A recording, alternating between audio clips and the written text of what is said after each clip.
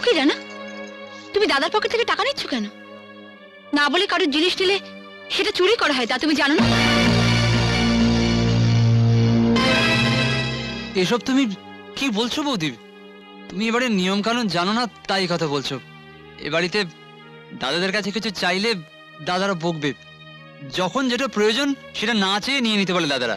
সত্যিই আমি এবাড়ির অনেক নিয়মই জানি না, কারণ আমি এবাড়িতে নতুন এসেছি।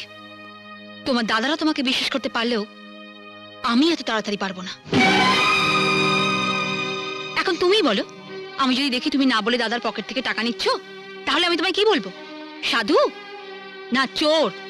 সাধু সাধু না চোর? চোর সাধু সাধু না চোর? চোর। সরি, আমারই ভুল হয়েছে। আসলে কলেজে পরীক্ষার ফিসের জন্য 600 টাকার দরকার ছিল তো, তাই। সেটা আমার জানার দরকার নেই। তোমাকে টাকা দেওয়ার টাকা নিশ্চয়ই আমরা নিয়ে রাখিনি। যাও ওখান থেকে, যাও। আর শোনো, ভবিষ্যতে আমাকে না বলে এই ঘরে আর কোনোদিনও ঢুকবে না, মনে থাকে যেন।